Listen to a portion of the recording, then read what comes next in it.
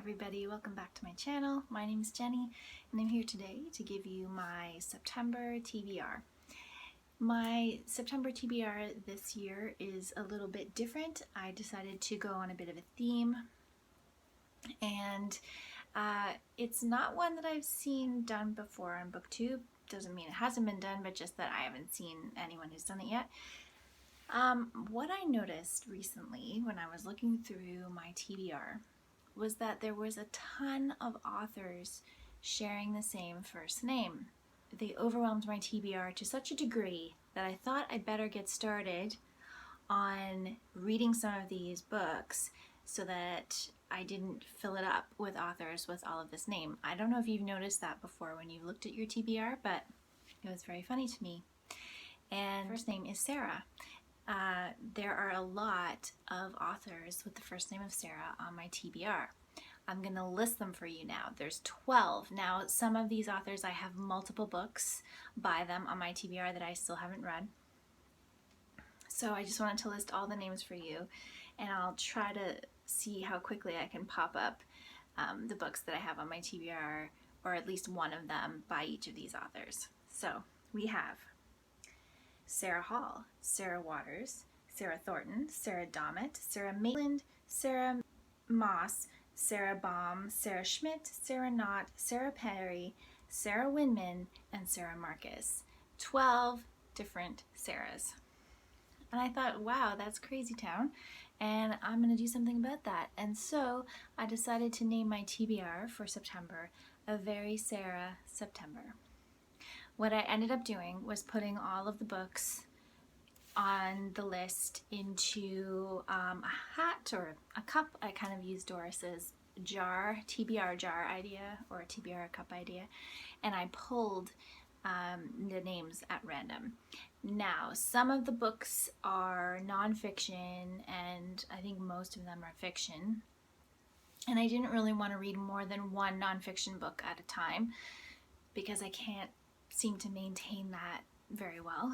So I picked only one, and if I kept drawing nonfiction, I put those ones aside for another time.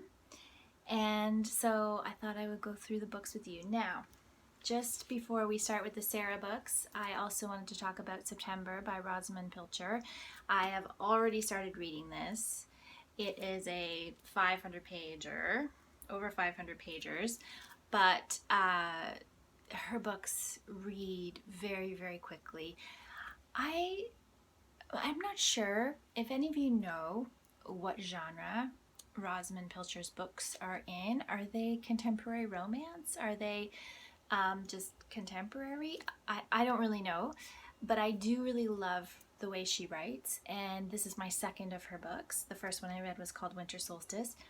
Loving this one. These stories just sweep you into this world of upper middle class Britain. She sets most of her books in Scotland, but this one also has some characters in different parts of Europe, and it's all about this group of people coming together for a party in September. So we follow a whole bunch of different characters, an elderly lady, mother, a couple who are struggling to keep their estate going, some who have a lot of money, some who are young and up and coming, and they're all coming together for this Scottish party that's going to be held in honor of one of the daughters turning 21. These stories are definitely dated. Rosamunde Pilcher wrote them in the 80s and 90s, and she was writing even before that. She wrote many, many books, but I just find them kind of charming, and they're not as offensive as some books written during that time can be in terms of representation and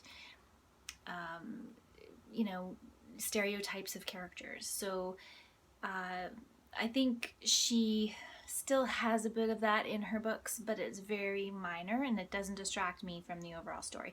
These are kind of, they sweep you up, and so because it's September and it's called September, I decided to read it because I wanted to read more of her books. So this is the exception to my Sarah rule.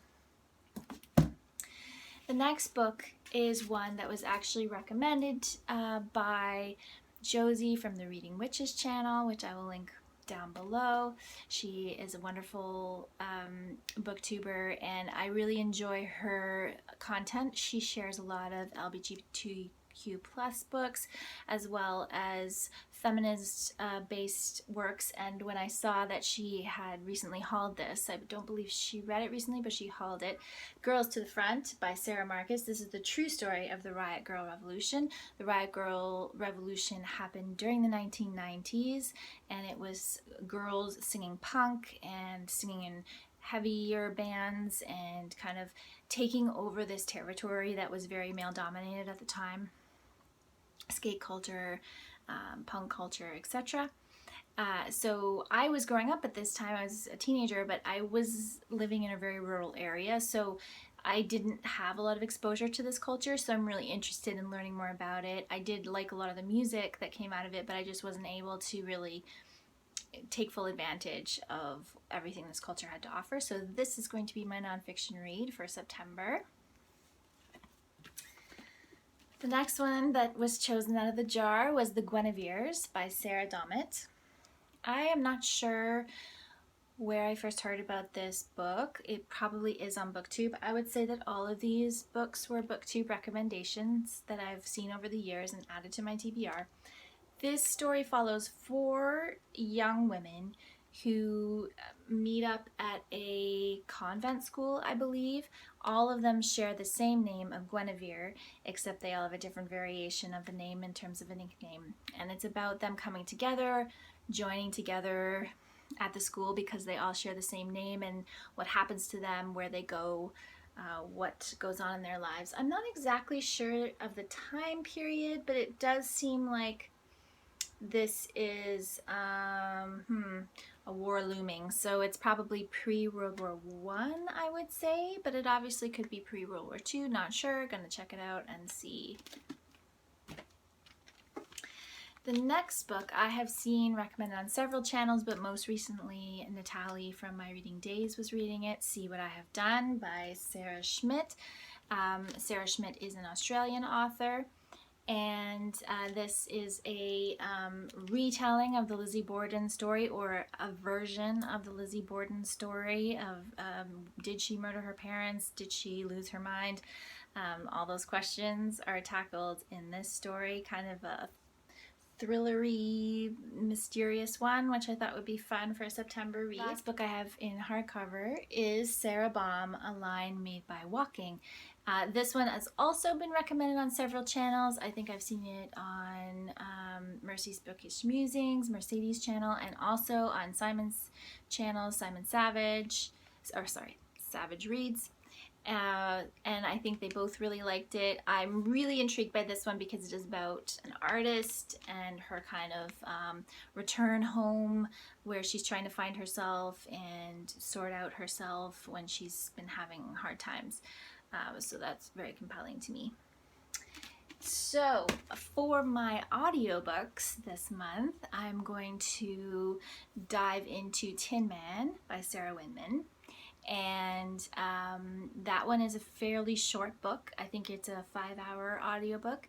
And so if I have time, I'm also going to dive into Sarah Waters. I have 2 options for audiobooks by Sarah Waters. My library has, actually it has 3.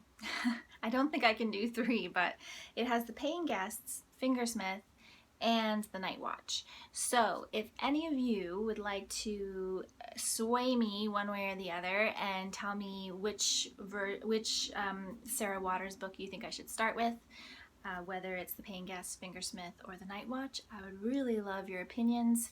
I've never read any of Sarah Waters, and I'm very interested. Obviously, a lot of these authors have been talked about on BookTube numerous times, so I'm finally delving into them for my very Sarah September. That's it. I have a couple books, a book of poetry and another buddy read that I'm doing that I'm finishing up in the next few days, and then I'm moving into my Sarah reads. So if you've read any of these books, please let me know if you enjoyed them. I'm not sure if I will do a vlog this month around this project, or if I'll just do a wrap up at the end of the month, but I will be back again soon with another video. Thanks so much for watching.